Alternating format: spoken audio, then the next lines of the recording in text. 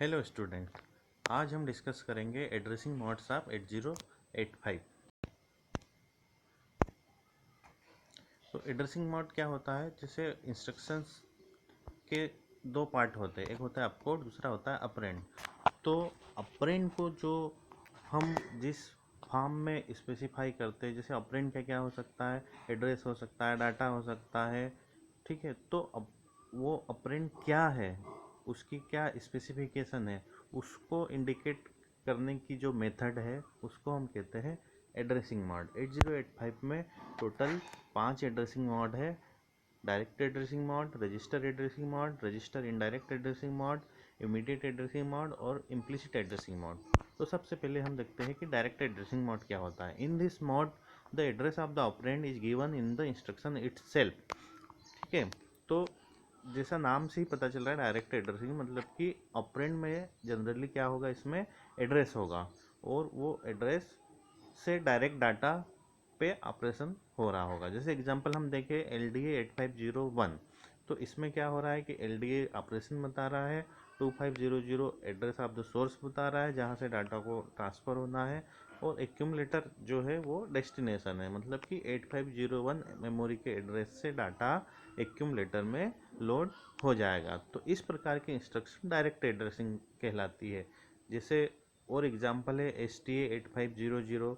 इस इंस्ट्रक्शन में भी क्या हो रहा है कि एक्यूमुलेटर से डाटा दिए गए मेमोरी एड्रेस 8500 पे जाके स्टोर हो रहा है। ये LDA की अपोजिट इंस्ट्रक्शन है।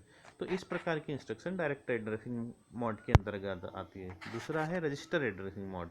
In this mode the operand is in general purpose register. इसका मतलब ये है कि ऑपरेंड जनरली क्या होते हैं, इसमें रजिस्टर्स होते हैं। जैसे move A, B, move the content of register B to A। इस इंस्ट्रक्शन में B रजिस्टर का डाटा रजिस्टर A में मूव हो रहा है। ठीक है। तो ऐसी इंस्ट्रक्शन जिसमें ऑपरेंड में रजिस्टर हो वो रजिस्टर एड्रेसिंग मोड कहलाती है। दूसरे एग्जांपल है 8B, इंक्रीमेंट C। ठीक है। अगला है अपना addressing mode register in direct addressing mode.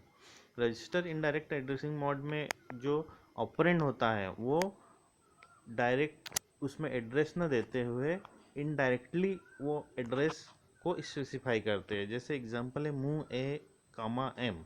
तो इसमें क्या हो रहा है कि डाटा मेमोरी लोकेशन से जो कि स्पेसिफाइड है किसके द्वारा, HL पेयर के द्वारा, उस मेमोरी लोकेशन से A में डाटा ट्रांसफ़र हो रहा है। M हमेशा डिनोट करता है मेमोरी लोकेशन को जिसका एड्रेस H और L पेयर में हो। इस तरह से इनडायरेक्टली एड्रेस दे रहा है M। ठीक है। तो मूव क्या है, इसमें मूव ऑपरेशन है। M क्या इंडिकेट कर रहा है, मेमोरी लोकेशन। कौन सी मेमोरी लोकेशन? जो कि H और L रजिस्टर पेयर में स्टोर है। उस एड्रेस का आधा लोअर पार्ट L रजिस्टर में है और उस एड्रेस का हायर पार्ट H रजिस्टर में है। उस मेमोरी एड्रेस का डाटा A में ट्रांसफ़र होगा, इसलिए इसको हम इनडायरेक्ट एड्रेसिंग मोड कहते हैं। चौथा है इमीडिएट एड्रेसिंग मोड।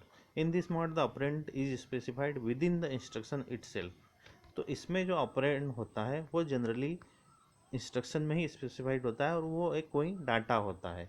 जैसे एग्जांपल है MVI A05H। तो इसमें जो 05H है वो क्या है, डाटा है, और वो इमिडिएटली रजिस्टर A में ट्रांसफ़र हो रहा है। इस प्रकार की इंस्ट्रक्शन में आई आता है, MVI हुआ, ADI हुआ, SUI हुआ। तो इस प्रकार के इंस्ट्रक्शन में लास्ट में आई आता है। जैसे MVI में ये ऑपरेशन इंडिकेट कर रहा है, 05 इमीडिएट डाटा है और A है डेस्टिनेशन। ठीक है। लास्ट है अपना implicit addressing mode. If address of source of data as well as address of destination और result is fixed then there is no need to give any operand along with the instruction. इसका मतलब ये है कि जब operand fix हो तो operand में कुछ भी लिखने की ज़रूरत नहीं है। जैसे कि CMA इंस्ट्रक्शन है, तो CMA क्या है कि कॉम्प्लीमेंट कर रही है एक्यूमुलेटर के डाटा को। तो इसमें ऑपरेंड को लिखने की ज़रूरत ही नहीं है, क्योंकि एक्यूमुलेटर का डाटा